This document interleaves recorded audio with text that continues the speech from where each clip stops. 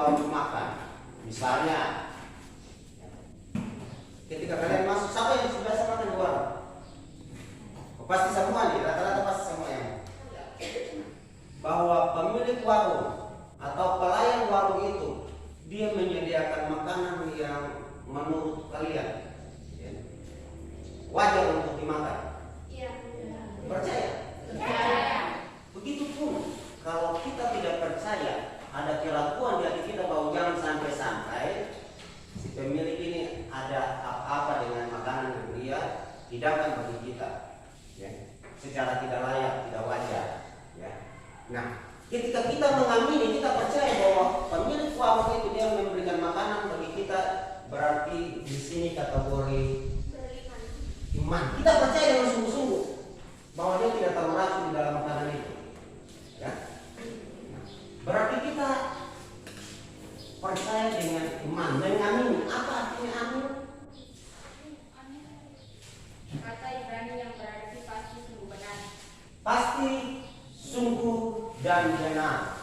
Kadang-kadang kita ucapkan kata amin itu, kita selalu melihat dari memfonis bahwa kata amin itu adalah kata penutup doa, kata penutup kalimat ketika seseorang berbicara, sampai ketika kita meyakini bahwa orang itu berbicara benar, kita punya jawaban amin, karena kita mengamini, percaya dengan sungguh-sungguh bahwa perkataannya benar, ya. Kompetensi dasar kita yaitu memahami arti dari sikap hidup beriman dan berpengharapan bagi diri sendiri dan Tuhan. Tujuan pembelajaran kita yaitu menguraikan arti iman ini. Kedua, mengaitkan makna hidup beriman dan memelihara iman. Dan yang ketiga, membuktikan manfaat iman. Ibrani 11 ayat 1. Iman yang berdasar dari segala sesuatu yang kita. Satu orang baca, coba yang di situ. Iman berdasar dari segala sesuatu yang diharapkan dan bukti dari segala sesuatu yang tidak dilihat. Ya. Dasar dari segala sesuatu yang kita harapkan. Dan bukti dari. Dan yang kedua, Di atas segala sesuatu yang kita tidak. Bukti dari segala sesuatu yang kita tidak lihat. Ya. Di dalam perjanjian lama, iman artinya berpegang teguh. Hal itu dapat dipercaya dan diandalkan. Ya. Kita percaya dan kita andalkan kalau kebenaran bagi kita sebagai orang beriman. Ya. Nah, Ibrani 11 ayat 6. Satu orang baca Ibrani 11 ayat 6. Mungkin orang berkenan kepada Allah, sebab barang siapa berpaling kepada Allah, ia harus percaya bahwa Allah akan berupah kepada orang yang sungguh-sungguh mencari Dia. Ya.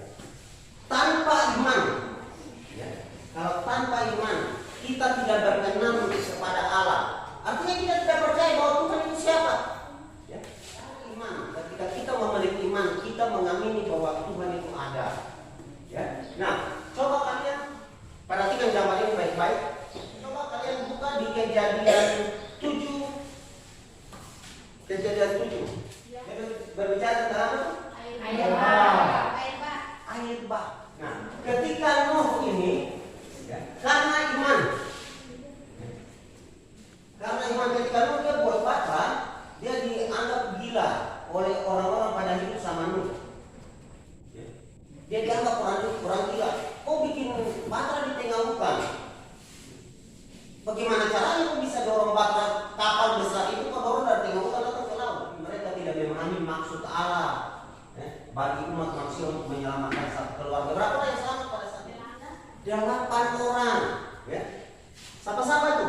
Nuh, istrinya, anaknya, 3 anaknya. Siapa-siapa 3 anaknya itu? Sem, Ham, dan Yafet. Kemudian istri-istri mereka, sehingga menjadi 8 orang yang selamat pada saat ayat 2. Coba kalian buka Kejadian 9 ayat 15. Segenap air tidak lagi menjadi air bah untuk memusnahkan segala yang hilang. Ayat 15. Coba baca 13.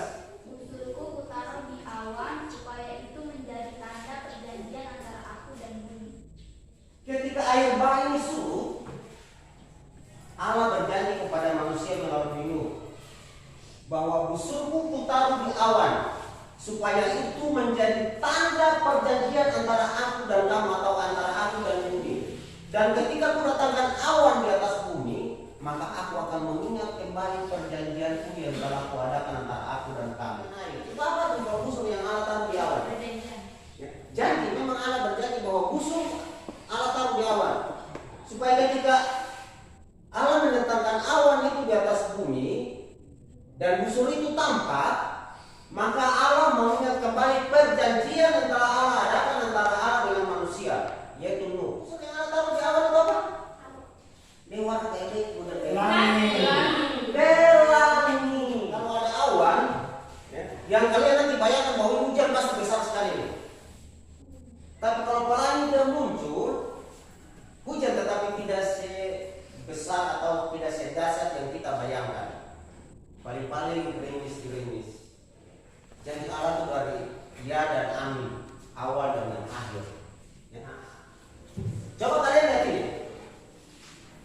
Buka di Matius 20 ayat 22. Ya, baca. Tetapi kamu tidak tahu apa yang kamu minta. Dapatkah kamu meminum cawan yang harus diminum? Kata mereka kepadanya, Matius 9 ayat 20 sampai 22.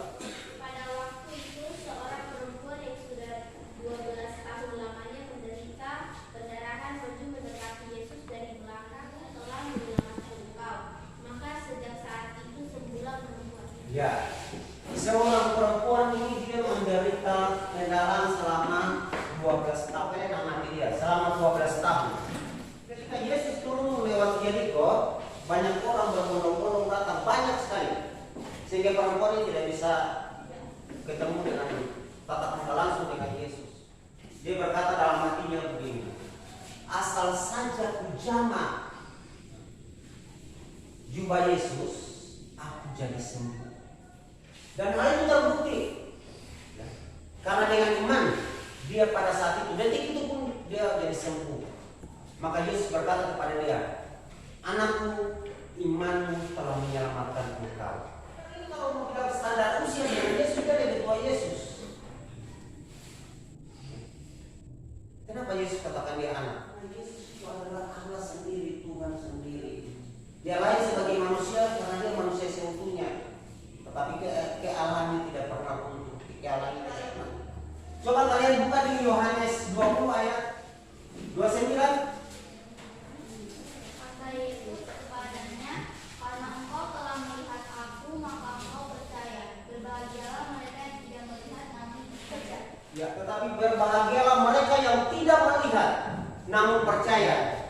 Ibrani 11 ayat 1 ini. Kita bentuk kelompok, ya. Kelompok 1, 2 dan 3. Kelompok diskusi ya. 1, 2 dan 3. Ya. Pertanyaannya begini, penulis Ibrani menjelaskan tentang apa itu iman. Ayat 1. Di situ ada dua hal yang perlu kita garis bawahi. Yang pertama itu dasar dari segala sesuatu yang kita harapkan. Yang kedua, bukti dari segala sesuatu yang tidak kita lihat. Tidak kita lihat. Di situ Yohanes 20 ayat 29 yang tadi kalian baca tadi. Kata Yesus kepadanya, karena engkau telah melihat aku, maka engkau percaya. Berbahagialah mereka yang tidak melihat namun percaya. Menurut kelompok 1, kira-kira bagaimana? Apa penjelasan kalian tentang perkataan Yesus terhadap Thomas tadi? Sekali-kali aku tidak akan percaya. Ya, itu menurut kelompok 1. Ya. Kelompok 1 dia bilang begini. Sebelum aku mencucukkan jariku ke dalam bekas sepatu Yesus, sekali-kali aku tidak akan percaya. Berarti Thomas dia ragu-ragu. Ya, coba kelompok 2. Apa sanggahan kamu terhadap kelompok 1? Bahwa dari kisah ini adalah apakah Thomas keliru kalau dia percaya beriman? Tuhan Yesus mengajak kita untuk beriman melalui hal yang dapat diterjemahkan oleh akal, budi, dan cinta percaya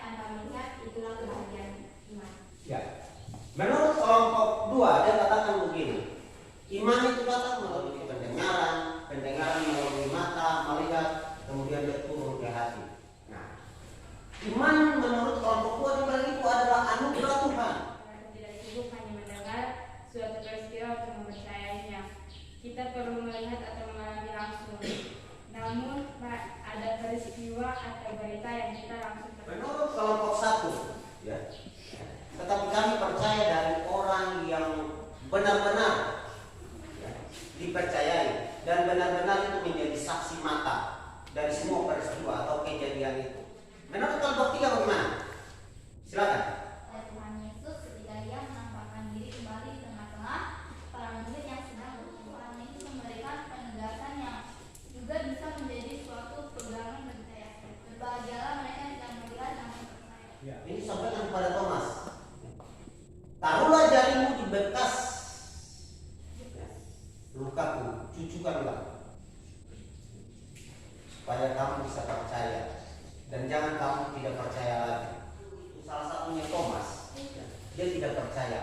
Kalian cari di dalam perjanjian baru tokoh-tokoh Alkitab yang kurang percaya terhadap Yesus. Thomas, Pak Guru kasih contoh. Rasul Paulus awalnya tidak percaya. Dia selalu mengejar pengikut-pengikut Yesus dan membunuh mereka. Dan ketika dia bertemu dengan Yesus pada saat itu, dia langsung percaya. Mulai dari situ semua Pak Guru tarik suatu kesimpulan begini. Kesimpulannya begini. Dengan iman, segala persoalan beban hidup yang kita jalani, kita hadapi, kalau dengan iman kita percaya bahwa itu mampu diselesaikan oleh Tuhan melalui Kristus kita masing-masing. Kalau kita percaya dengan sungguh-sungguh, beriman dengan sungguh-sungguh, apapun yang terjadi seperti kisah ini Nuh, kisah Abraham, maupun salah satu yang paling adalah kisah seorang perempuan yang mengalami pendarahan selama 12 tahun. Hanya cuma dengan iman dia percaya bahwa dia akan dipulihkan, dia akan disembuhkan. Kalau kita benar-benar percaya kepada Kristus sebagai satu-satunya Tuhan dan Juru Selamat, bukan salah satu, tetapi satu-satunya Tuhan dan Juru Selamat pribadi kita, pasti di situ jalan terbuka bagi kita. Sebab orang Kristen jaminan keselamatan itu ada. Baik Kristus jaminan keselamatan itu pasti ada. Kalau kita benar-benar percaya bahwa Kristus satu-satunya Tuhan dan Juru Selamat pribadi saya. Pak Guru kasih tugas dulu untuk kalian ya, tugas mandiri. Agak gampang-gampang jadi. Ya, sampai di situ kita tutup dengan satu lagu dulu. Siapa yang pimpin lagu di depan sini? Hanya Yesus jauh